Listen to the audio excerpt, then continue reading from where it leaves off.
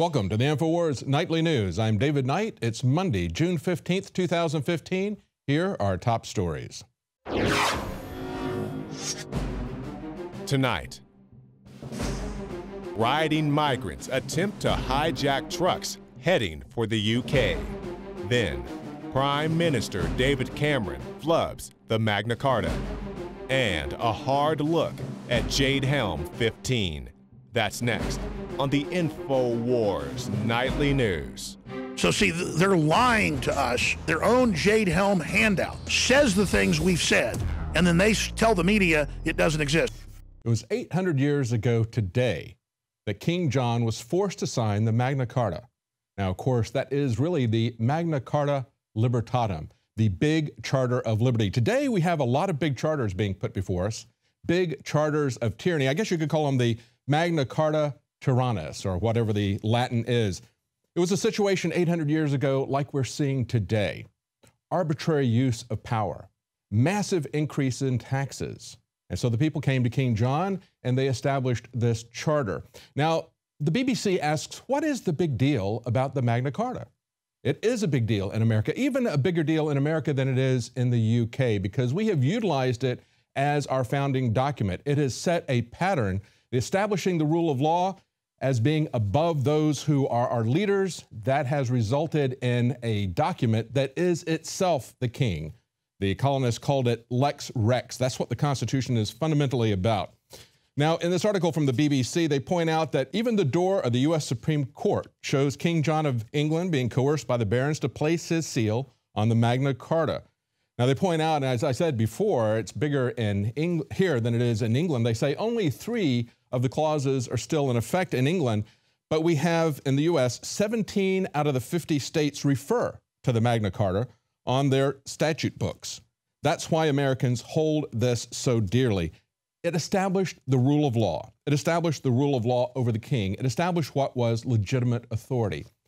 Now, we have an article up on NoWorldOrder.com today. David Cameron was clueless on the Magna Carta when he was questioned by David Letterman a couple of years ago in 2012. David Letterman asked him some questions about it. Of course, he knew where it was signed, or I should say sealed, because the king didn't actually sign it. He just stamped it with his seal. He knew where it was sealed. He knew when it was sealed, but he didn't even know what Magna Carta meant. He didn't even know that it meant big charter, let alone the liberty part of it. So it's kind of puzzling that he would hold up today that they're going to have a British Bill of Rights that is going to supersede the human rights coming out of the European Union. He says that they need to have local rule, and I agree with that. But when he doesn't understand what the document is about, when they have not produced a British Bill of Rights, it makes you question what their commitment is to the Bill of Rights, especially when we look at the way they have treated privacy and the rule of law and due process in that country, as they have in America as well. Now, there's an article on WorldNet Daily. Bill Federer points out what the parallels are to the Magna Carta and our Constitution. And of course, it's not just the fact that we are establishing that the rule of law is preeminent even over the leaders of the country, but there's a lot of parallels. It's also the source for much of our Bill of Rights of our Constitution. For example, he says in the 12th clause, no tax shall be imposed in the kingdom, this is from the original document, unless by common council of our kingdom is reflected in the revolutionary phrase, no taxation without representation, and that the government derives its just powers from the consent of the governed. In addition to that, they say a free man shall be fined only in proportion to the degree of his offense. We have excessive bail will not be required. That's in the Bill of Rights. In the original Magna Carta, it says no constable or other bailiff shall take corn or other provisions from anyone without immediately tendering money.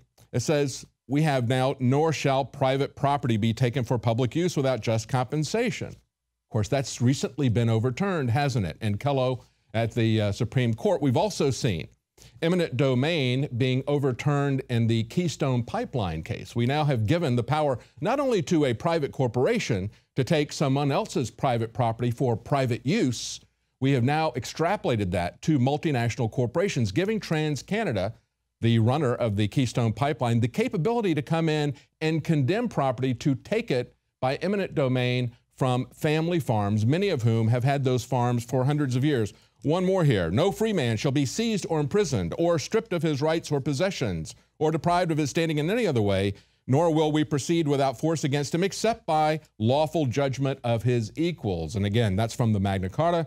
We have that you will have a due process, of course, under the 14th Amendment. There's also parallels with the First Amendment as well.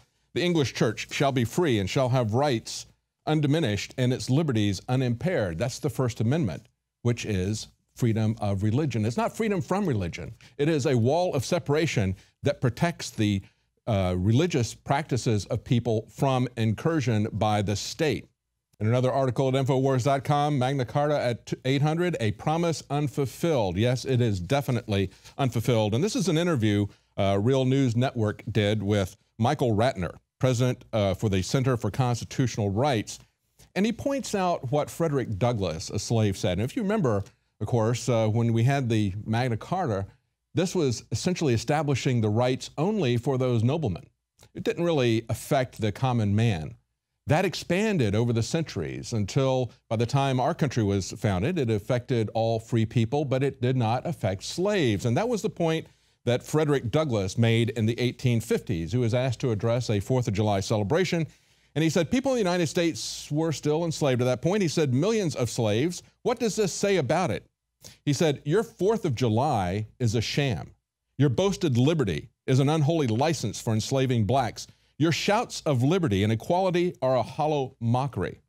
Now, Ratner says we could say the same thing today.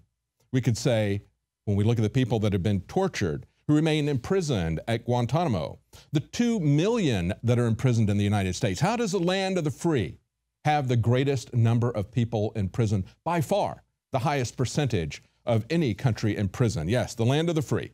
Murdered by drones, murdered by police, killed in unlawful wars. Yes, the Magna Carta and our Constitution have become a sham. That doesn't mean that we ignored them. They are still a guideline. They are still a template for where we need to be. What it does is it exposes the criminal actions of our current leaders who are in every way as bad as King John was. And he points out that there was another aspect of this time, something that most people are not talking about. When we look at the Magna Carta, as we began the program, we showed that it was on the door of the Supreme Court, the signing at Runnymede. But there was something else that happened at that time as well. Certainly the Magna Carta laid out judicial principles, civil liberties principles, but there were also economic issues as well. Everyone knows the story of Robin Hood, how they were prohibited from taking any game or any lumber off of the king's land because he asserted ownership over everything. Doesn't that sound familiar today? As I said at the beginning, we are looking at a charter of tyranny that is being expressed worldwide in these global trade agreements, the transatlantic, the trans-Pacific partnerships that are going to be greased through without going through the due process that is required in the Constitution for passing these treaties.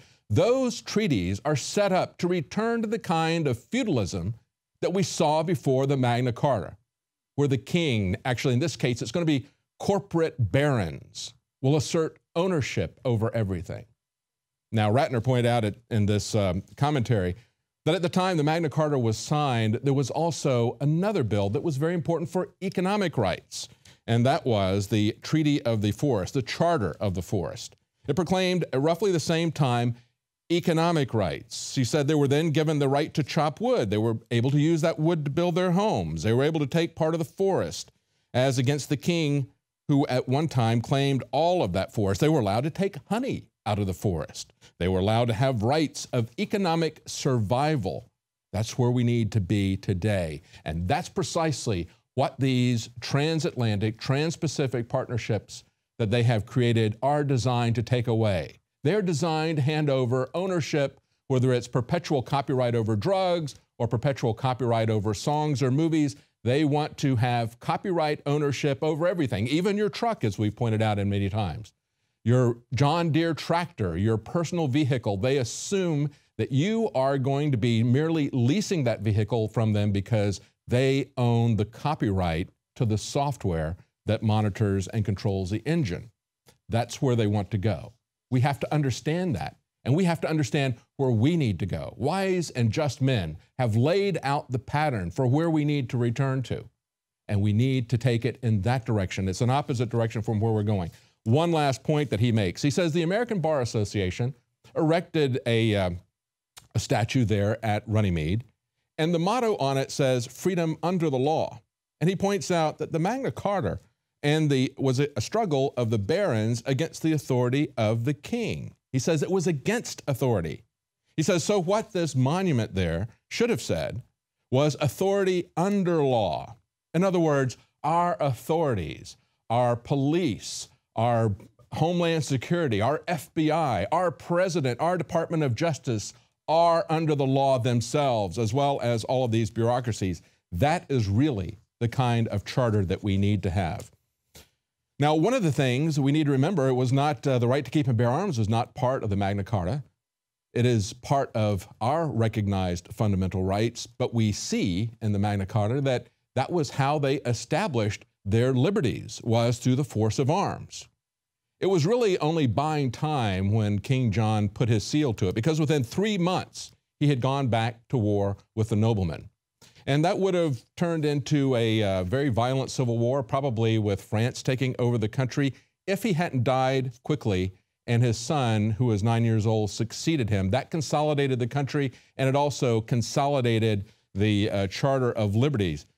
But when we look at the Second Amendment today, that is what establishes and holds the rest of our liberties.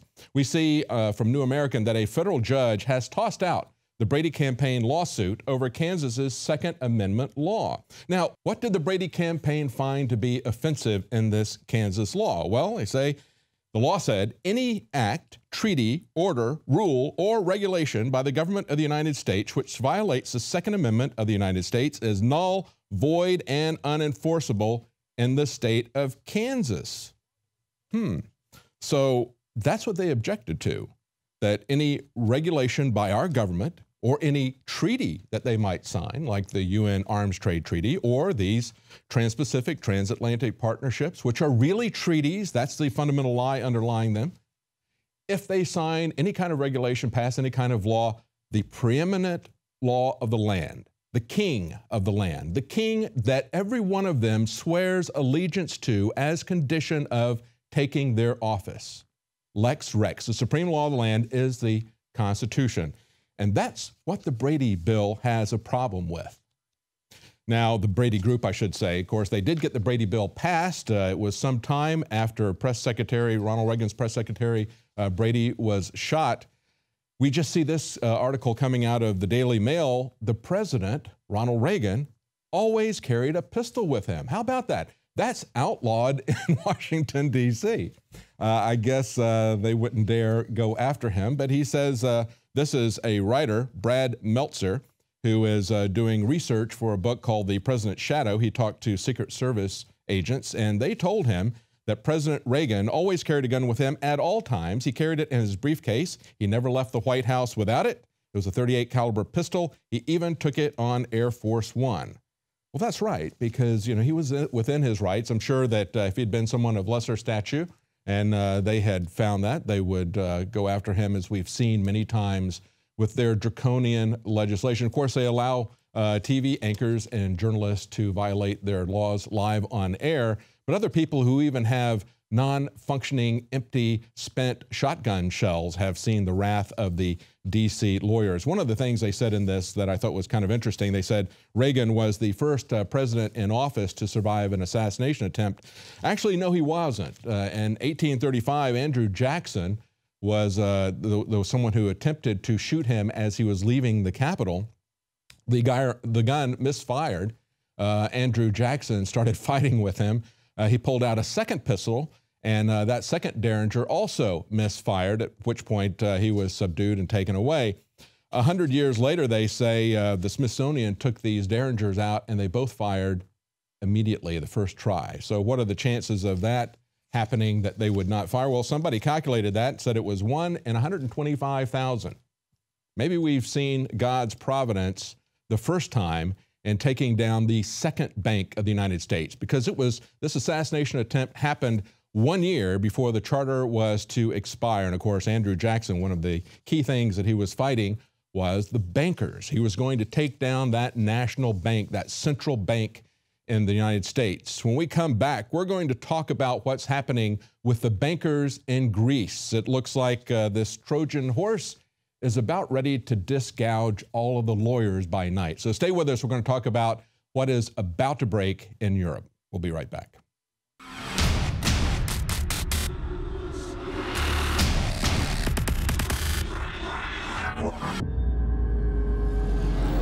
From the water table to our soils to the atmosphere itself, our world is becoming more and more toxic each and every day. But it's not just the air outside that's toxic. Indoor air has been shown to have 2 to 5 times higher concentrations of pollutants than even outdoor air. And most Americans spend 90% of their time inside using toxic chemicals within their homes. There are more than 42 million smokers in the United States. Well over 1,000 types of mold and mildew linked to numerous conditions. And don't forget the fact that 6 million Americans live with pets they're allergic to as well. When I began to research these statistics, it was clear to me it was time to start cleansing my lungs in order to combat the toxic environment that we cannot escape but that we can fight back against. Made with organic and wild cultivated herbs and manufactured in the USA, the new InfoWars Life Lung Cleanse is here in a convenient spray bottle that can be brought with you throughout any toxic environment. Now available exclusively at InfoWarsLife.com or by calling toll-free 888-253-3139. Used since before the days of the Roman Empire to support the body's natural systems and enhance overall health. Introducing the new InfoWarsLife.com oil of oregano formulation, a highly advanced nutraceutical form of this key herb that has been traditionally used by civilizations for thousands of years to promote health. We have now procured the most high quality and potent forms of oregano oil on the market, sourced from top leading manufacturers to ensure a concentrated level of bioactive ingredients, extracted directly from the wild herb and sealed in easy-to-use capsules. You will no longer need to endure the burning of liquid oregano on the tongue. Wild crafted from the Mediterranean oregano species that experts agree is one of the most powerful and most challenging to acquire. This winter season, it's more important than ever to secure this true form of oil of oregano. Now available in our limited first run at InfoWarsLife.com. That's InfoWarsLife.com or call 888-253-3139.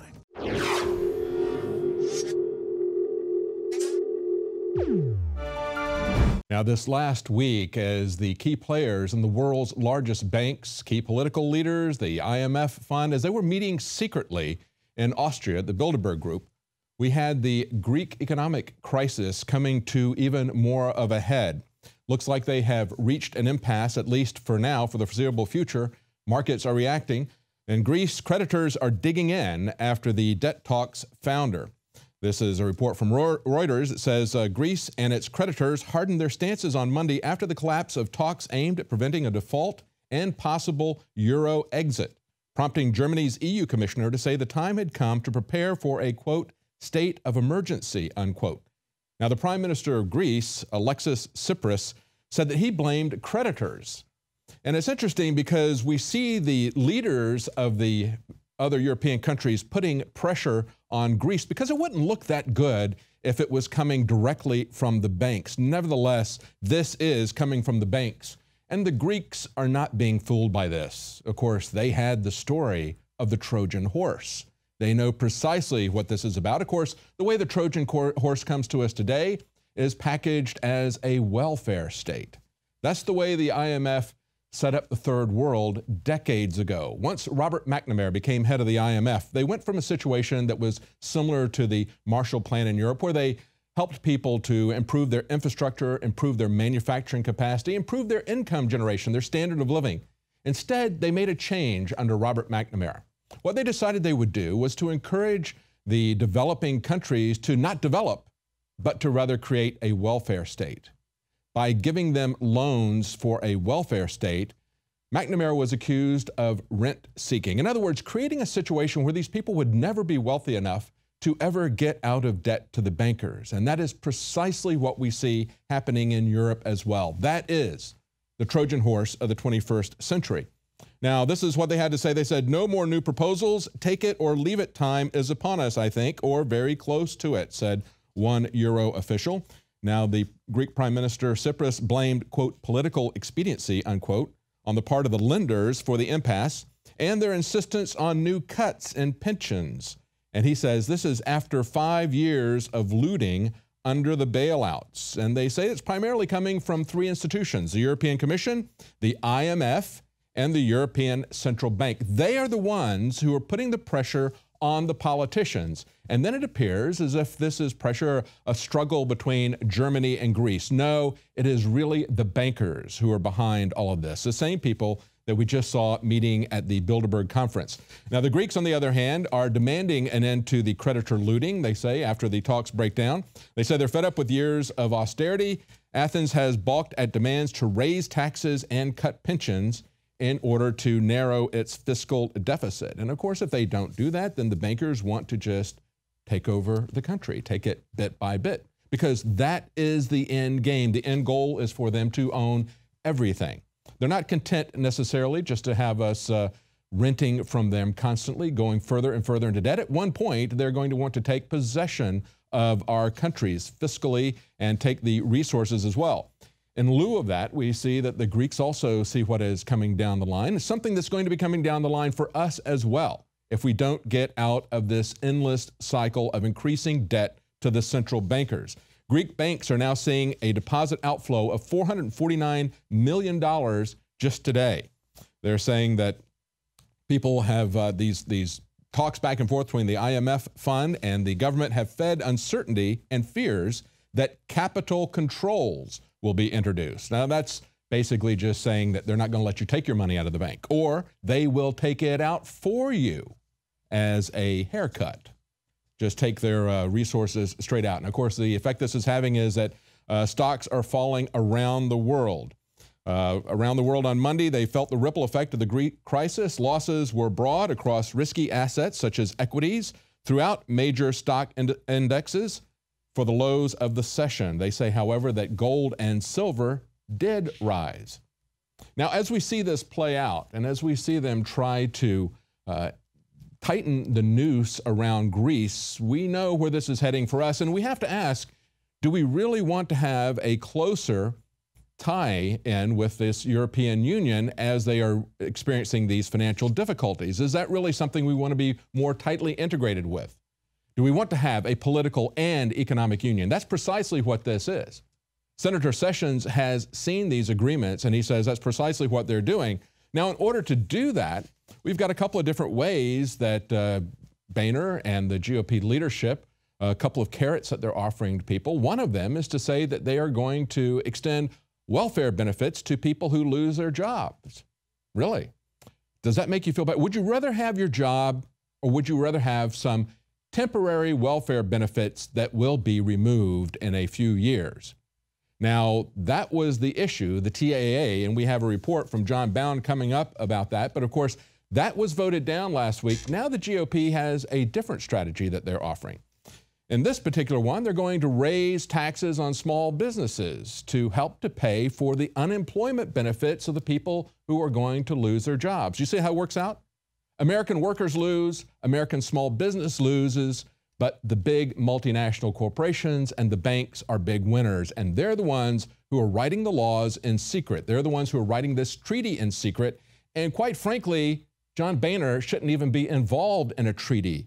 They should require 2/3 of the Senate to vote for this, but of course, that's what the TPA, the fast track, is all about. It's about changing the rules so they can slide this thing through in a way that they could not get it through if they were to follow the rules. Now, they point out that the TAA was originally supposed to be financed with Medicare cuts.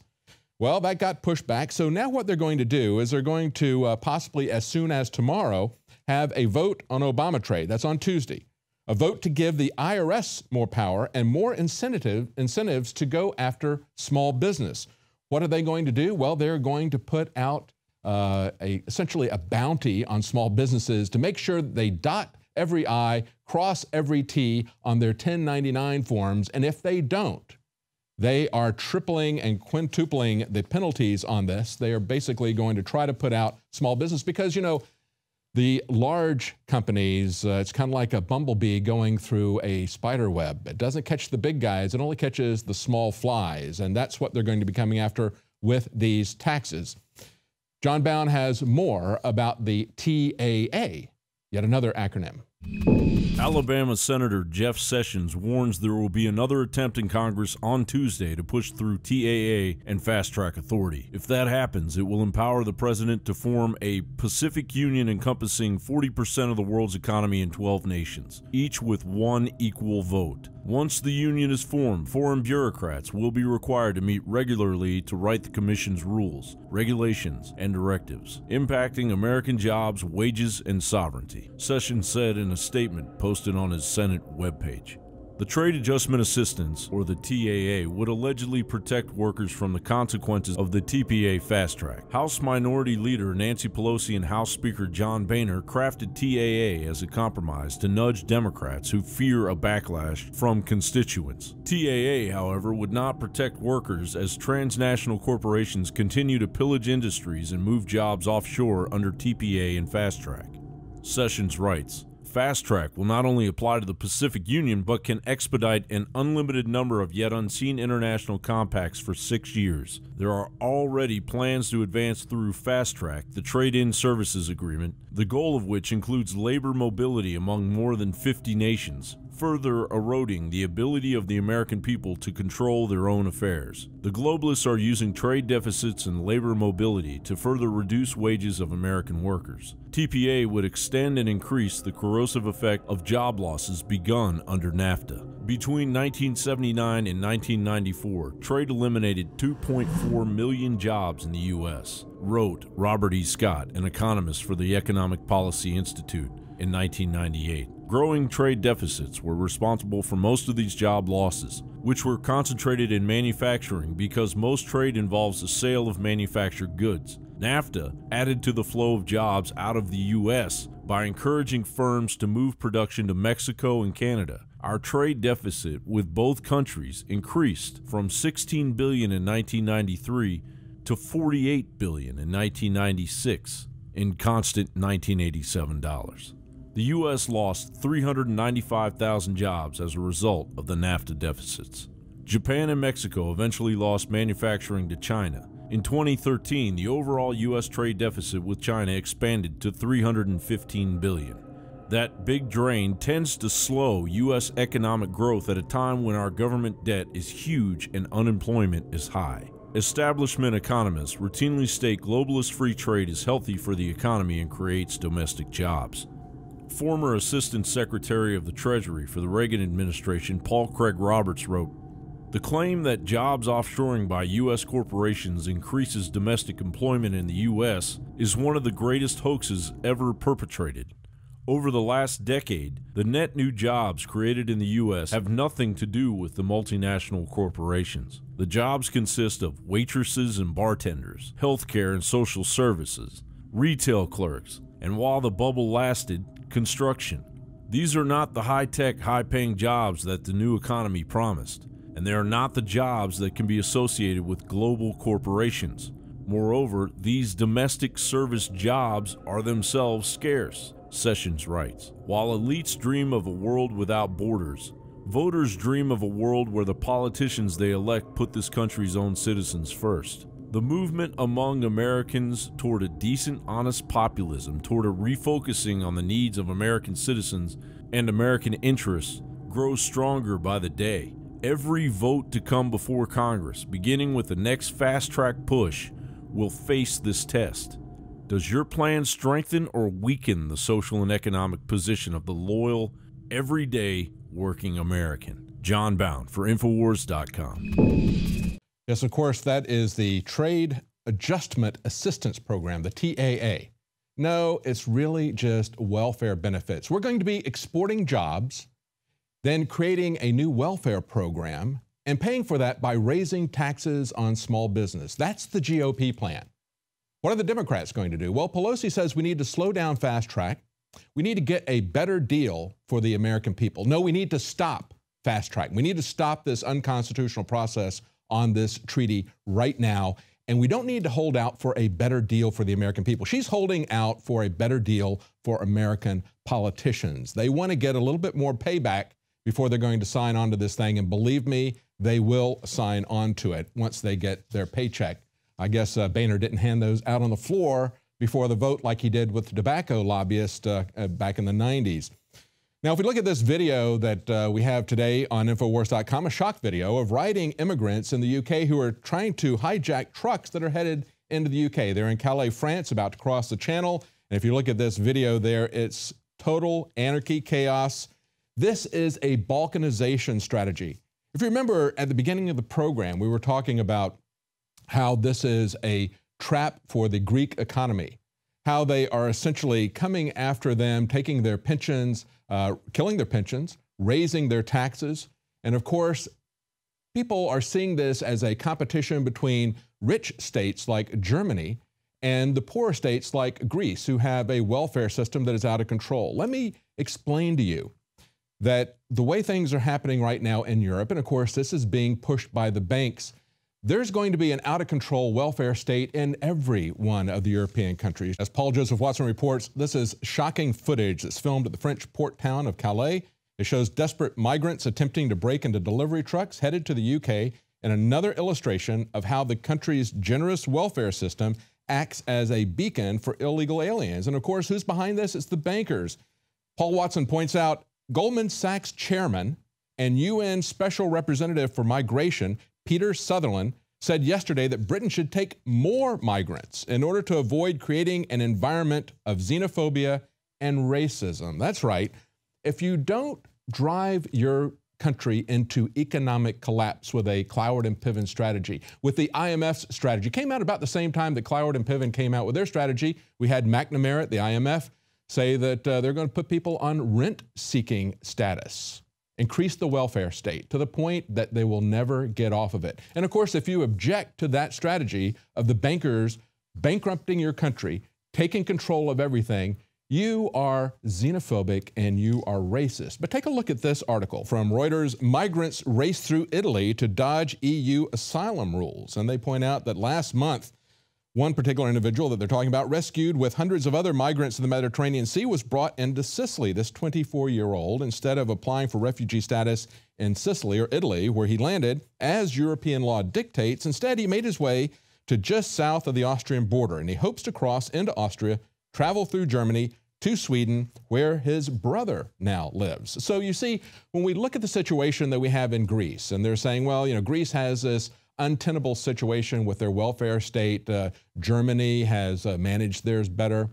It's not going to happen that much longer. As they point out, in 2014, 625,000 people sought asylum in the European Union.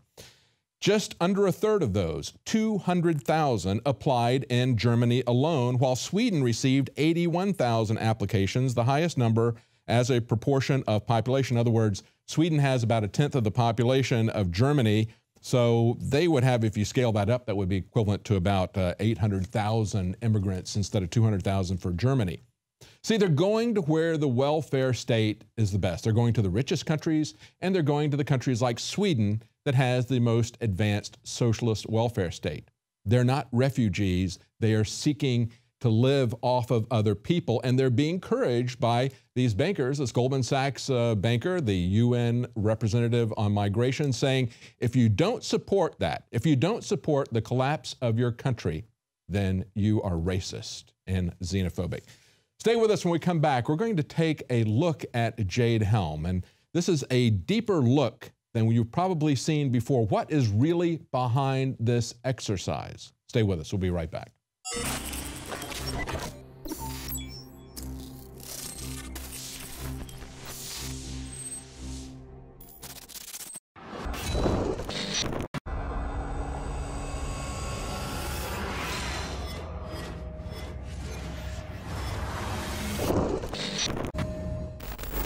Joe Biggs here with Infowars.com. Now today we got in our brand new t-shirts. This is the Save America t-shirt with the upside down flag. Now at Infowars.com, in no way are we being disrespectful. In fact, this t-shirt was designed to help inform you and the people around you that will be seeing this t-shirt, because at the very bottom we show you the actual United States flag code, Title 4, Chapter 1, which states that you should never fly the flag with the Union side down unless you're in a dire state of emergency. Now, if you haven't taken a look outside the door or turned on the news in the last year or so, then you would understand that our country, our republic, is in dire need of help. We have a government that continuously spies on us illegally. We have a country that continuously mistreats our veterans and then sends them to stupid, pointless, mindless wars with no truth base behind it whatsoever. And then they come home and they treat them like crap. They throw them on death panels. I myself am a veteran. I've served numerous tours, and I do not find this disrespectful whatsoever. And at NoWorldOrder.com, we're here to inform you. So I want to encourage you, the viewer, to go to the InfoWars store and pick up your Save America t-shirt. Save the Republic. That's what it's all about, saving the Republic. And this will be a really good conversation starter when you wear this out and go into public. You can help inform people. They'll come up to you, they'll approach you. Some of them might be upset, but you have the opportunity to now sit down, open a dialogue, and explain to a new person that might not know what's really going on and let them know why our country is in distress. So please go to InfoWars store and purchase your Save America t-shirt.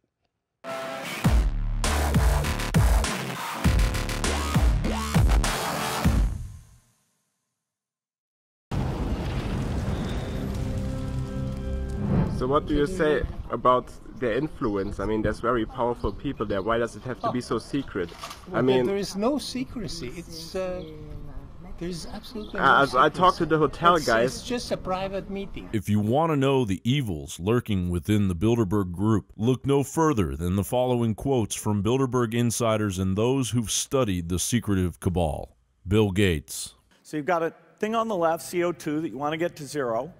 And that's going to be based on the number of people, the services each person's using on average, the energy on average for each service, and the CO2 being put out per unit of energy. Probably one of these numbers is going to have to get pretty near to zero.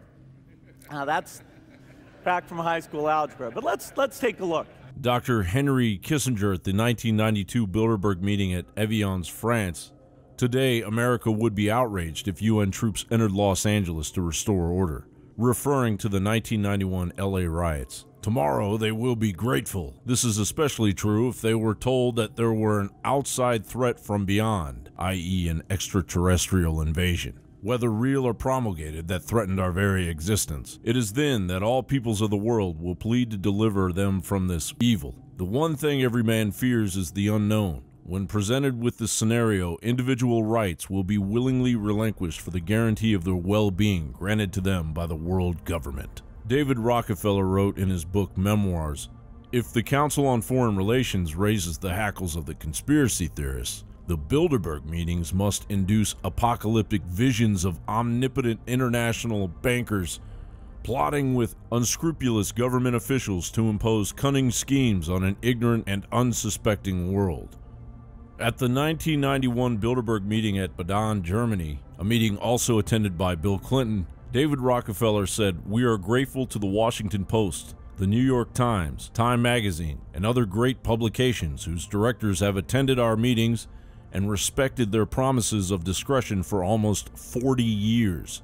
It would have been impossible for us to develop our plan for the world if we had been subjected to the lights of publicity during those years. But the world is more sophisticated and prepared to march towards a world government. The supranational sovereignty of an intellectual elite and world bankers is surely preferable to the national autodetermination practiced in past centuries." And David Rockefeller from his book Memoirs again, "Some even believe we are part of a secret cabal working against the best interests of the United States, characterizing my family and me as internationalists, and conspiring with others around the world to build a more integrated global political and economic structure. One world, if you will. If that's the charge, I stand guilty, and I am proud of it." Already we've seen leading members of Congress used to always attend, the Speaker of the House, representatives, ranking senators would attend. Now they don't dare because they get mail from their own constituents. Their own voters in their own congressional district are in their home state for the senators, saying if you do business with these criminals anymore, we'll never vote for you again. We'll vote for anybody else.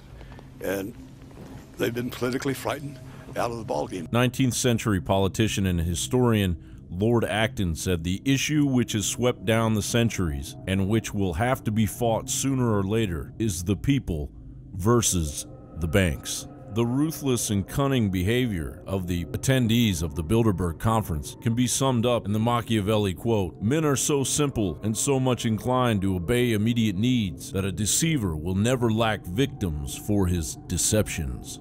We can see the ripples of secrecy in the Bilderberg Group and that of President Obama's TPP, and Adam Weishaupt, founder of the Illuminati's quote, "The great strength of our order lies in its concealment. Let it never appear in any place in its own name, but always concealed by another name and another occupation." Baron Nathan Mayer Rothschild said, "I care not what puppet is placed on the throne of England to rule the empire. The man that controls Britain's money supply controls the British Empire, and I control the money supply."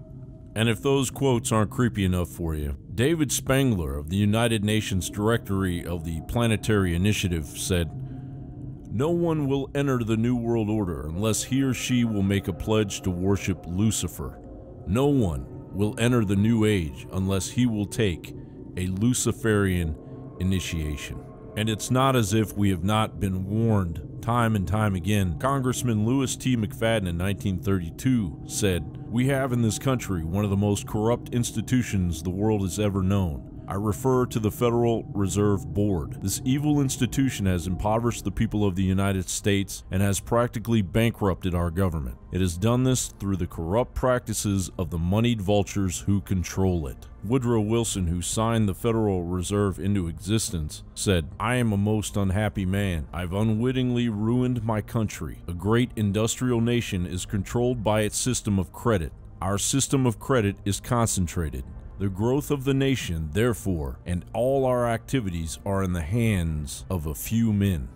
John Bound for Infowars.com.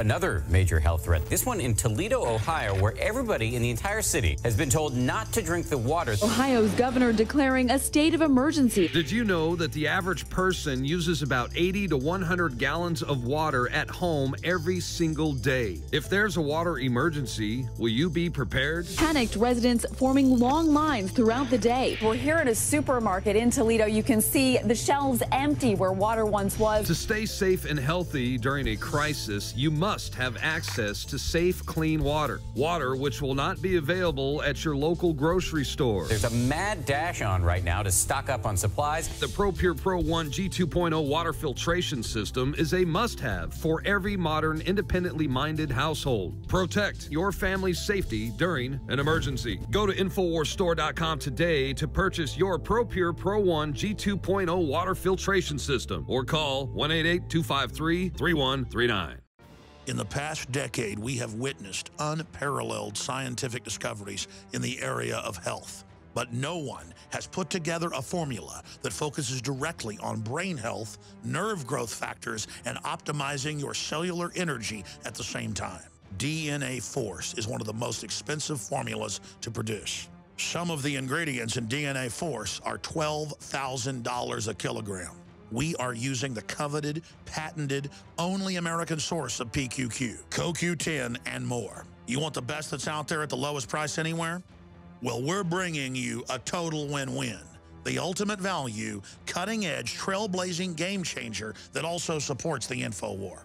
We have produced a limited run of DNA Force, and it will take up to 12 weeks to produce more once we sell out. Secure your DNA Force today at InfoWarsLife.com or call toll-free 888-253-3139.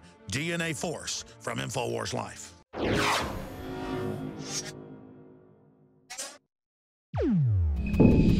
Now, there was a headline this weekend on the Sunday Times, the London Sunday Times, German tanks rolling back into Poland.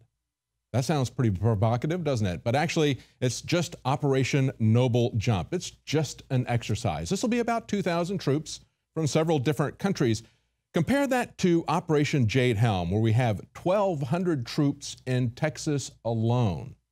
All the branches of Special Forces are going to be involved in Jade Helm. And of course, as they point out with Operation Noble Jump in Europe, this is in response to an increasingly expansionist Russia. That's what the Sunday Times says. Look, we always have these exercises in response to something. They're always there to prepare for a threat, and they're there to send a message. Well, clearly we can see what the situation is in Europe. We see they're preparing for this threat, we're told, that's coming from Russia. Never mind what George Soros and Victoria Nuland and others in the State Department did to create the situation in Ukraine. No, we're there to prepare for that threat and also to send a message to the Russians. So it begs the question, what's going on in America? What is the threat that they're responding to? What message are they trying to send? Of course, they always prepare where and how they're going to fight. And so when we look at the logo, Mastering the Human Domain, and we look at the fact that Admiral McRaven, who is a former commander of Special Forces, said, building understanding of the human domain requires boots on the ground, feeding information into the network. Geospatial intelligence is primarily biometric intelligence. It has a very long and troubling history. Jade Helm 15, a military exercise of grand scale. The military claims the exercise is for overseas training, yet 3 of these United States have been listed as hostile.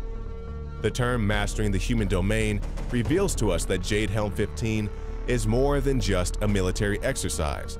It's also an exercise of the new field of geospatial intelligence, using human domain analytics to map the politics and thoughts of any nation, state, city, right down to the individual. Jade Helm 15. That's what the United States Army is calling a large-scale military exercise.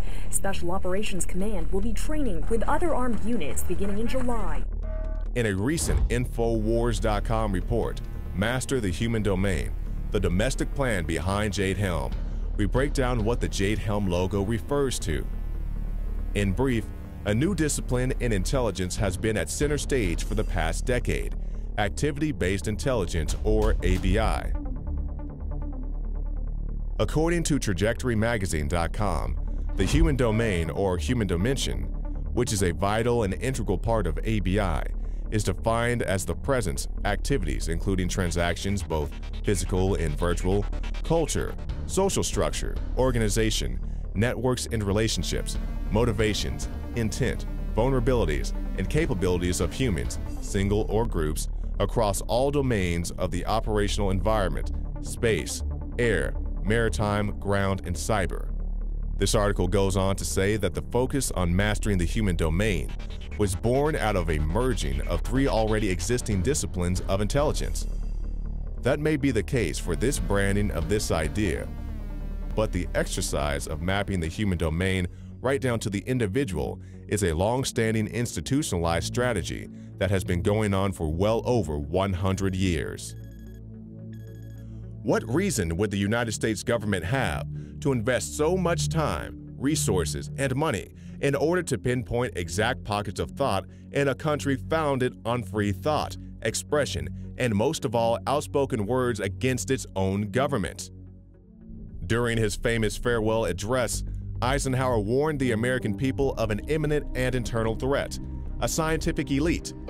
We must also be alert to the equal and opposite danger that public policy could itself become the captive of a scientific, technological elite. The title, scientific elite, to most Americans might seem like nothing more than ordinary intangible rhetoric, typically thrown around by politicians during their speeches. This time, however, Eisenhower was not speaking in abstractions. There actually is a scientific elite. Jade Helm 15 is anything but the American way. It's a domestic scientific control grid whose purpose is domination and control. A technological infrastructure for authoritarian political control is not the end goal, but a means to that end of eugenics.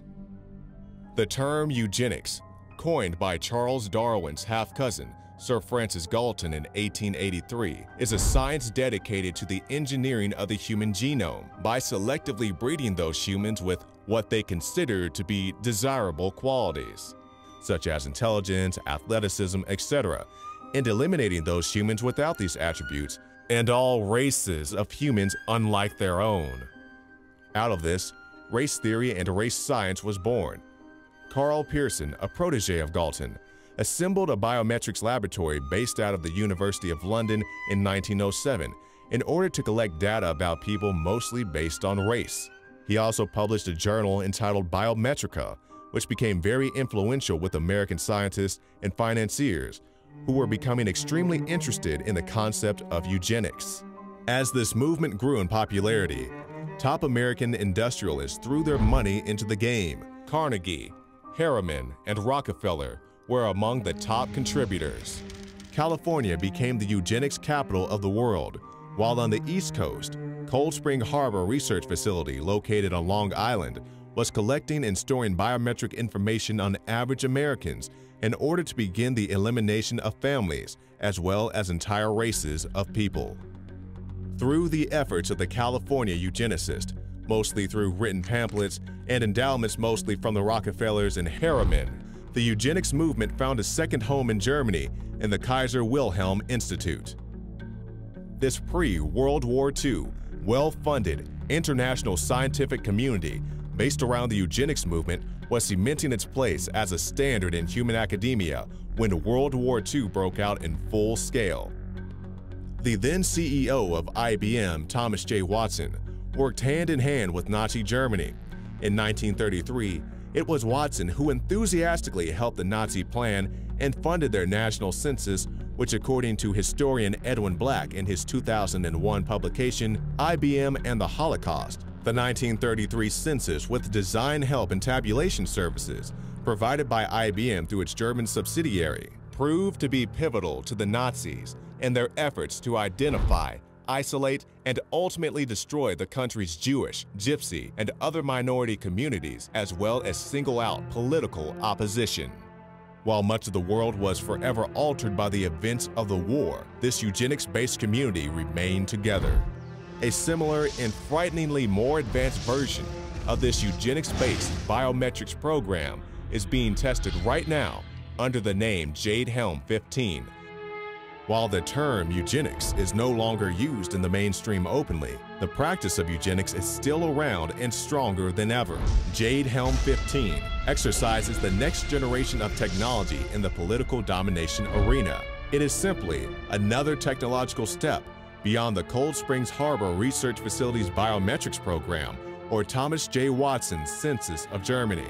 And their disciplines developed during the eugenics heyday in the early 20th century are still being practiced and advanced today.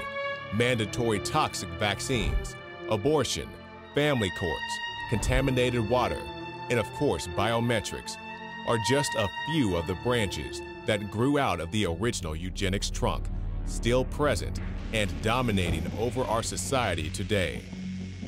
In 2010, the GeoInt Symposium, an annual geointelligence, geospatial, and activity-based intelligence conference, held a presentation entitled Mastering the Human Domain. Geospatial intelligence and human geography were the main talking points. Jade Helm is born and begins to take form. The human domain encompasses the totality of the physical, cultural, and social environments that influence human behavior, explained Admiral McRaven. Success in this domain won't be achieved by traditional ground, naval, or air forces. Instead, success in the human domain will depend upon understanding the human terrain and establishing trust with those individuals who occupy that space. The goal is to see if groups of these special forces can move around the civilian population without being noticed, blend in so they can place themselves in strategic positions. McRaven continued by saying, building understanding of the human domain requires boots on the ground, feeding information into the network. A living active map where human beings are movable real-time landmarks and everyone's personal thoughts, feelings, medical information, belief systems, history, basically every shred of information about the individuals in any region on that map will make up the terrain. When mastering the human domain, the special operators are the masters. They are the key that turns this whole machine on. And regardless of whether the military calls this project Activity-Based Intelligence, ABI, Geospatial Intelligence, coupled with Human Domain Analytics, What we are looking at is a nexus between private tech firms, homeland security and law enforcement, domestic surveillance, and the domestic use of special forces. How is any of this legal? How is any of this not a violation of the Fourth Amendment? A tech startup, Recorded Future, that uses a system of filtering through and classifying open source data, demonstrated their predictive analytics capability during the 2012 GeoInt conference. Trajectory magazine reports, the concept is to find people who are talking about the future. Vice President for Recorded Future, Matt Kodima, says, "We can basically roll back the clock. We know that this particular did happen in this time at this place. Now let's go back a week before that and look at the publications. Who was predicting that accurately? Who wasn't? Add this layer of predictive analytics on top of the other human domain analytic, and you begin to get an idea of the scope and range of the overarching, inescapable control grid these scientific controllers are constructing." At the same GeoInt conference in 2012, Jeff Jonas, the chief scientist for IBM Entity Analytics and an IBM fellow, talked about the potential for open source data utilization. He said, in typical IBM tradition, space, time, travel data is the ultimate biometric. It seems that IBM, in the scientific elite's perspective, shifted from the master race to mastering the human domain. So we probably won't see doors kicked in and military trucks shipping political opponents to their demise during this summer's Jade Helm 15 military procedure. However, as Brzezinski states in Between Two Ages, the technotronic era involves the gradual appearance of a more controlled society. Just like Watson's census was not the end sought by the Nazis, neither is Jade Helm 15 an end, but a means to a historically predictable end. We must also be alert to the equal and opposite danger that public policy could itself become the captive of a scientific, technological elite. In the councils of government, we must guard against the acquisition of unwarranted influence, whether sought or unsought, by the military-industrial complex. I just want to reiterate something that was very important. Near the end of the report, we had Jeff Jonas, chief scientist for the IBM Entity Analytics and an IBM fellow. What he said was space-time travel data is the ultimate biometric. And of course, that's your metadata. That's what they've been telling us. Don't worry, we're not recording your phone calls and all your conversations. We're just getting some metadata. It's not any big deal. No, it is your biometric data. It is very personal. That activity-based intelligence is one of the key features that they're going to use to track you. It's one of the key enabling technologies.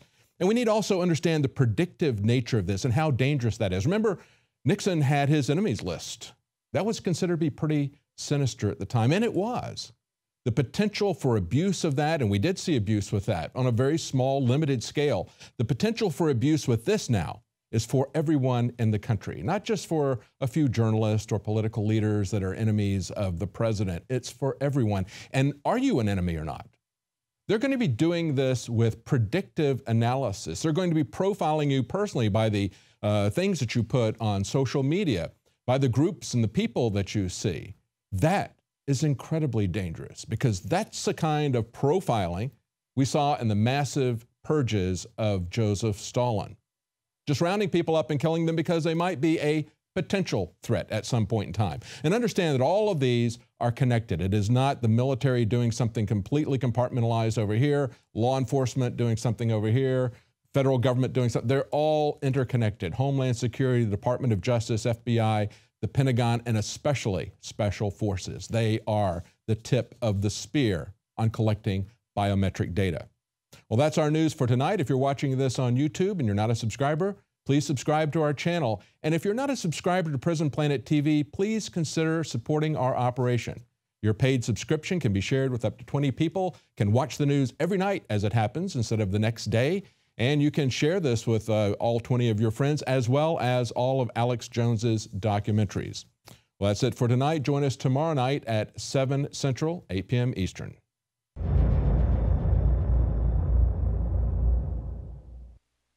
The knowledge of the ancients, tried and true, trusted herbs and extracts fused with the latest nutraceutical science. Introducing the all-new Ancient Defense Herbal Immunity Blend, crafted with over 14 key ancient herbs and extracts to supercharge and prepare your body for what experts admit is the most dangerous season of the year. We have rejected hundreds of other formulations in our quest to bring you what is simply the most powerful and comprehensive proprietary formula that we have ever created in the realm of herbal immunity. For the last 2 years, our team has been working with top doctors, nutritionists, and chemists to develop the ultimate nutraceutical formulation. Experience the benefits of combining over 14 ancient herbs and extracts with exciting new advances in nutraceutical science. For a limited time, get 25% off on this introductory offer. Visit ancientdefense.com or call 888-253-3139. ancientdefense.com. You are watching the InfoWars Nightly News, which airs 7 p.m. Central at InfoWarsNews.com. And your support is helping us defend liberty worldwide.